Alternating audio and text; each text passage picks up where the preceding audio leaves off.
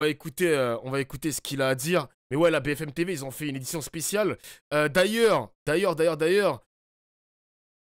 ce qui se passe en Israël, la guerre qu'il y a au Moyen-Orient, ça va éclipser un petit peu le discours des politiques générales de Michel Barnier, en réalité. Hein. Se cache de peur, précisément, de cette attaque, des missiles qui viennent d'être tirés C'est chaud, depuis hein. l'Iran.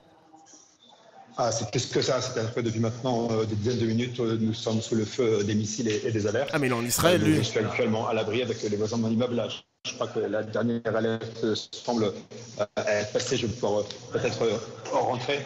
Mais concrètement, ce qui s'est passé, c'est qu'on a fait face là à une salve de missiles comme on n'a pas connu jusqu'à présent.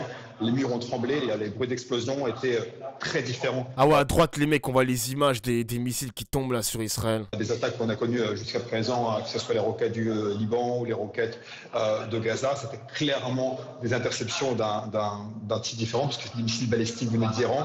Et puis surtout, la différence, c'est que cette fois-ci, les sirènes étaient les unes après les autres. On n'a même pas pu sortir de l'abri pour... disons, même aller aux toilettes ou prendre de l'eau simplement, une autre sirène était tout de suite enclenchée. Et puis les bruits d'explosion étaient les uns après les autres. Les murs ont vraiment tremblé là où je suis. Et là, le calme semble se rétablir depuis à peine 2 minutes. Et donc vous êtes en Calmez-vous le chat, calmez-vous, pas d'insultes, pas de trucs bizarres. Je vous rappelle que je peux me faire ban par Twitch. Donc s'il vous plaît, si vous voulez pas vous manger un ban, calmez-vous le chat, calmez-vous. Merci les modérateurs de modérer, merci. Moi-même dans un bunker, Calmez-vous, vous s'il vous êtes plaît. allez effectivement vous réfugier. Vous disiez, ce qui nous arrive là, c'est sans précédent. On sait qu'Israël avait été la cible de missiles iraniens. C'était au mois d'avril dernier. Vous avez le sentiment que c'est une attaque d'une encore plus grande ampleur par rapport à avril dernier? Alors je dis que c'est sans précédent, c'est de manière un peu égoïste sur Tel Aviv, parce qu'au mois d'avril, la région de Tel Aviv avait été relativement épargnée, et puis il y avait eu beaucoup de drones. Mais ça, est-ce que c'est les roquettes du Hezbollah ou c'est les roquettes de l'Iran? Parce que les Américains, ils ont dit, enfin, selon les renseignements américains, ils ont dit que l'impact sera demain. Ce sera demain, genre entre 12 et 24 heures. Là, ça, c'est l'Iran, ça, vous êtes sur le chat. Parce que là, on est sur une discussion de comptoir, les mecs, hein. Là, c'est le PME, hein. C'est l'Iran, vous êtes sûr? Ok. À l'époque. Et là, visiblement, c'est plus des missiles balistiques. Et donc, ça explique l'ampleur. Ça met 12 minutes à arriver d'Iran. D'accord, merci, Réou. Ok. Les murs ont tremblé. Moi, je n'ai pas souvenir. Et je sais que j'ai connu des alertes à Tel Aviv. Les murs ont tremblé d'une importante puissance. Et vous disiez tout à l'heure un bunker. Dans mon cas, c'est même pas la situation, parce que dans l'immeuble où je suis, il n'y a pas de bunker. Donc je suis tout simplement dans la cage d'escalier de mon immeuble, parce que c'est l'endroit le plus sécurisé, entre guillemets. Certains de mes voisins ont couru dans la rue pour aller à l'abri public. Où il y avait un abri à la disposition des habitants du quartier. Moi, j'ai fait le choix de rester ici, simplement parce que je n'avais pas le pour rejoindre cet abri. Donc j'ai fait le choix de rester ici avec d'autres voisins. Je suis juste allé, vous voyez, j'ai juste pris le temps, vous voyez, de rassembler quelques bouteilles d'eau, parce qu'on ne sait pas combien de temps on allait être, et pour pouvoir le distribuer à des personnes âgées autour de moi, pour distribuer de l'eau si on était amené à y rester. Et la nuit risque d'être encore compliquée, donc on va s'organiser. Merci beaucoup Julien Ballou, l'ancien porte-parole de Tsahal, et vous êtes donc en ce moment à Tel Aviv sous le feu. Alors là, on voit le déluge, hein. C'est bien des missiles iraniens confirmés par BFM TV et même mon chat. Je regarde vite fait les liens que vous m'envoyez, les amis. Alors, un responsable israélien a déclaré que l'Iran serait confronté à une réponse dure à l'attaque de missiles de ce soir, selon Can News. Putain. Peu des missiles iraniens utilisés pour nous apporter une information. Oui, un point d'information. Selon les médias israéliens, il y aurait eu une centaine de tirs venant d'Iran qui ont été comptabilisés à ce stade, et il y aurait déjà 4 victimes qui auraient été recensées à Rafah par les autorités israéliennes. Évidemment, la plupart des Israéliens ont suivi les consignes et sont partis se réfugier donc dans les abris fortifiés qui ont été construits pour cela. En tout cas, ce qui vient d'être dit est très important, c'est-à-dire qu'on est passé à un échelon supérieur par rapport à l'attaque du printemps dernier. Si ça touche la Mecque, les Arabes, enfin les musulmans vont se réveiller. Après, les gars, la Mecque, c'est en Arabie Saoudite, non? Je crois qu'on s'est trompé de... C'est pas le même pays, gros. Dites pas de la merde, mon chat, s'il vous plaît, les gars. Dites pas de la merde, par pitié. S'il vous plaît, pas ce soir. On parle bien non soyez pas des idiots, de drones, le chat. probablement, mais surtout de missiles balistiques qui touchent donc plusieurs villes israéliennes et qui menacent aussi bien Rafah que Tel Aviv et d'autres villes en Israël. Alors que l'on accueille sur ce plateau, je vous donne la parole dans un instant. Non, mais je veux juste éclaircir un point, si vous le permettez, Benjamin. Les victimes de Jaffa ne sont pas les victimes des missiles, ce sont les victimes d'un attentat terroriste qui semble s'être déroulé à Jaffa, où on a vu des individus armés avec des fusils en main et des fusils mitrailleurs, et il y aura au moins 4 victimes. Donc là, c'est en parallèle. Hein. Écoutez bien ce qu'il a dit, l'éditorialiste. Il y a une attaque terroriste actuellement sur le sol israélien, et je pense que les journaux vont... Parce qu'il y a les images des terroristes qui circulent en ce moment sur Internet. Ils sortaient d'un métro ou d'un tramway, quelque chose comme ça. Et là, en ce moment, c'est le bordel. Je vous le dis, c'est le bordel. C'est le bordel. 4 victimes dont on parle à Jaffa, il s'agit de victimes potentiellement d'un attentat terroriste et non pas des missiles balistiques partis depuis l'Iran. Là maintenant, les mecs, là maintenant. Effectivement, cette double offensive de l'extérieur avec des missiles qui ont donc été tirés. Je sais pas si c'est coordonné les mecs, je sais pas. Notamment des missiles balistiques, des missiles longue portée et cette attaque terroriste qui a eu lieu à Tel Aviv il y a quelques minutes. Benjamin Petrover, oui, de quelles informations vous disposez sur cette attaque terroriste? Alors déjà, c'est un endroit que je connais bien puisque nous sommes à peu près 300 mètres des locaux d'I24 News. Ouais. Ce tramway est un tramway tout neuf qui a moins de 2 ans d'existence, qui relie, c'est un mélange entre un RER et un métro, si vous voulez. C'est-à-dire qu'il relie toutes les banlieues de Tel Aviv au centre de Tel Aviv, de Bat Yam, Jaffa, Tel Aviv, et on ressort de l'autre côté. Autrement dit, c'est un lieu de passage très très important. On est dans une station extérieure qui a donc une allure de tramway. Ensuite, ça rentre vers l'intérieur à l'entrée de Tel Aviv. Est-ce qu'il y a maintenant une coordination entre les quelques 102 missiles qui auraient été tirés par Téhéran et l'attentat du tramway? Il est encore trop tôt pour le dire. Ce qui est sûr, c'est que les images que nous avons reçues de la fusillade à Jaffa ne peut pas laisser penser qu'il s'agit d'une fusillade criminelle. C'était les premières informations et les premiers doutes que l'on avait tout à l'heure, parce que Jaffa est aussi, précisons-le, un lieu de temps en temps de règlement de compte. Il y a aussi des règlements de compte à Jaffa, c'est déjà arrivé par le passé.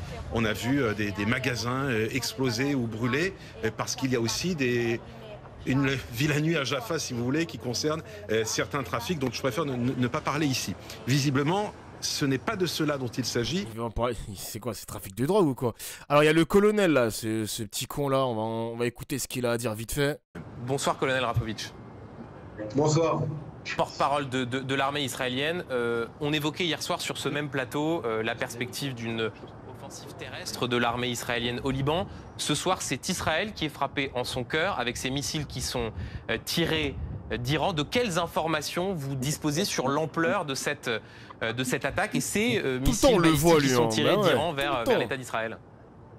D'abord, je voulais vous dire que l'Iran, ce soir, a visé non pas des éléments militaires, mais la population civile israélienne, et que c'est une attaque qui touche les gens, les enfants, les femmes, les vieillards.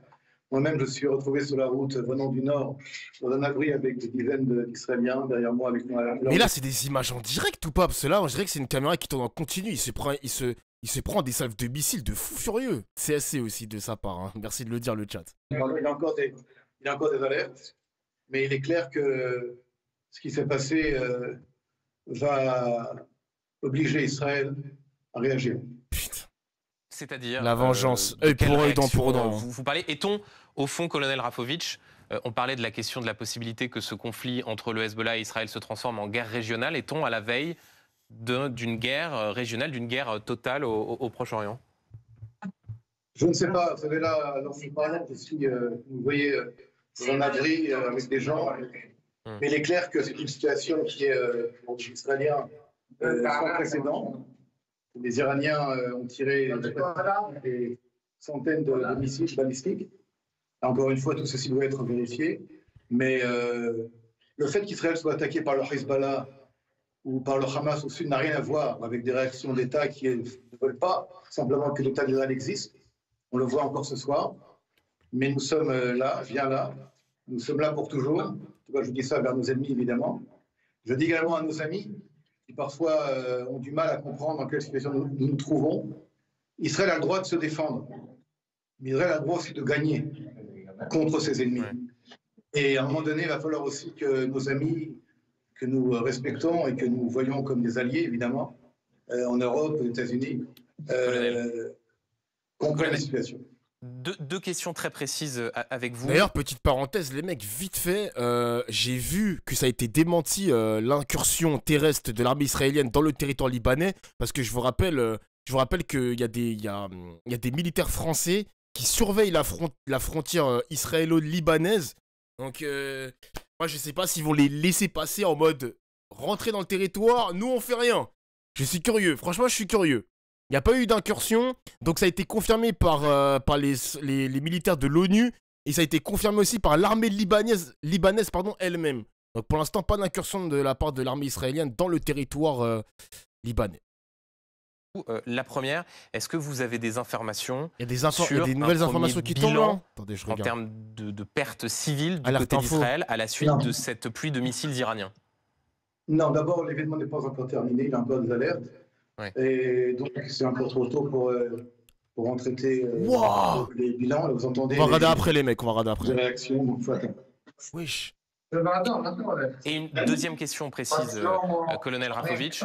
Dans le même temps, alors même qu'Israël est la cible de ces missiles iraniens, il y a une attaque terroriste à Tel Aviv. Le dernier bilan fait état de 4 morts. C'est un bilan de la police israélienne. Est-ce que vous avez des informations quant à ce qui s'est passé à Jaffa? Le bilan fait état de 8 morts. 8 personnes qui ont été assassinées. Mais si vous me permettez, je voudrais qu'on parle un peu plus tard. Les gens reviennent dans l'abri, il y a un peu d'alerte. Et merci d'abord de prendre comment dire, des nouvelles d'Israël sous les attaques de la République islamique d'Iran. Mais encore une fois, les Israéliens sont forts, déterminés. Et nous sortirons victorieux de cette situation. Merci, colonel, d'avoir été l'invité de BFM TV. Cette information donc au moins 8 morts dans l'attaque terroriste qui a lieu à Tel Aviv, dans le quartier de Jaffa. Et dans le même temps, le porte-parole de l'armée israélienne de Tsahal qui dit qu'Israël va devoir réagir, répondre, Thierry Arnaud, à ce qui apparaît comme une attaque sans précédent des missiles balistiques tirés d'Iran vers l'État d'Israël. Et c'est l'information importante, évidemment. Il y a les images que je vais vous montrer, les gars, vite fait, là. J'ai vu Alerte Info, il a partagé une image à l'instant. Qu'est-ce que c'est que ce bordel? Putain, les impacts. Wesh. Les impacts de fou malade.